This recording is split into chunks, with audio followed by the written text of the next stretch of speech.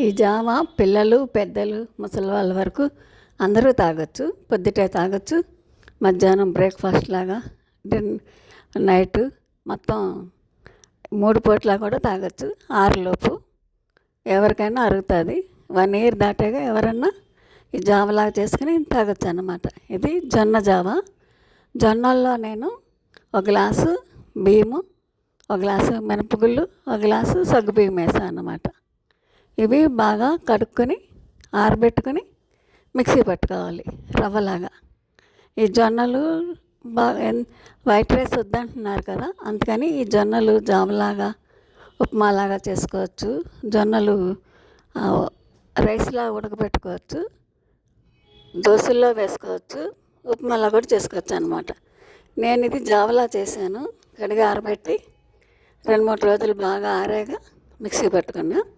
ఇది రవ్వలాగానే మిక్సీ పట్టుకోవాలి. మెత్తగానే అవసరం లేదు, బాగా మురుము అవసరం లేదు. అలా రవ్వలా ఆడుకుంటే చక్కగా మనకి జావ బాగా వస్తుంది అన్నమాట. ఇది 1 గంట ముందు నానబెట్టుకుంటే, రవ్వ ఉంది కదా అందుకని 1 గంట ముందు నానబెట్టుకుంటే ఇది మనకు బాగా ఉడుకుతుంది. 2 గ్లాసులు వాటర్కి 1 గ్లాసు వాటర్ ఎసరు పెట్టా, 1 గ్లాసు వాటరు రవ్వ కలుపుతాకి విడిగా పెట్టుకున్నా. 2 స్పూన్లు పెద్ద స్పూన్తో వేసాను.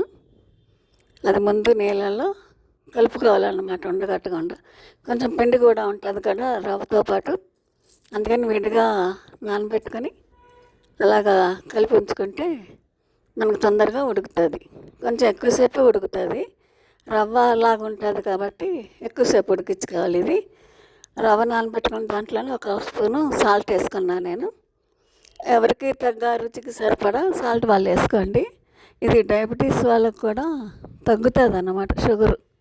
షుగర్ లెవెల్స్ కంట్రోల్లో ఉంచుతుంది ఈ జావ. అట్లాగే వెయిట్ లాస్ కూడా అవుతారు. వైట్ రైస్ కంటే ఈ జొన్న జావ వలన ఎక్కువ ఉపయోగాలు ఉన్నాయి. అందుకని ఈ జొన్న జావ ఎవరైనా తాగొచ్చు. చక్కగా ఉందన్నమాట. కాసేగా ఈ జావతో పాటు చక్కగా ఇదివరకు అంబలి అనేవారు. నిమ్మకాయ నంచుకునేవారు, పచ్చిమిర్చి నంచుకునేవారు, లేదా ఉల్లిపాయ నంచుకునేవారు. అట్లాగా ఈ జావతో అట్లాగా ఏ నిమ్మకాయో ఆవకాయో నంచుకు తాగుతూ ఉన్నా బాగుంది.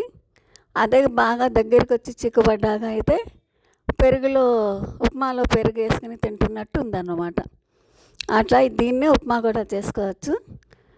మక్కడిగా ఆరబెట్టకుండా ఉంచుకుంటే జొన్నలు బియ్యంతో పాటు బియ్యం బదులు వేసుకుంటే మినపప్పులో దోశకు కూడా ఉపయోగపడుతుంది అన్నమాట. దోశలా కూడా వేసుకోవచ్చు ఈ జొన్నలు. చాలా బాగుందన్నమాట, చక్కగా ఉడికింది. ఇది జొన్న జావ పలుచగా చేసుకుంటే చిన్నపిల్లలకు కూడా ఏడాది దాటిన తర్వాత కొద్దిగా ఒక ఫేరక్స్ తినిపించినట్టు వాళ్ళకి ఇది చక్కగా తాపించవచ్చు అన్నమాట. ఫేరక్స్ లాగా స్పూన్తో తాగించవచ్చు. ఏడాది దాటిన పిల్లలకైతే చక్కగా బాగుంటుంది. మరి పసిపిల్లలకి పెట్టించకూడదు, గమ్మున అరగదు. ఇది 6 తాగితే బాగా మంచిది. 3 పూట్ల తాగొచ్చు. చాలా బాగుంది, హెల్త్ పరంగా చాలా మంచిది.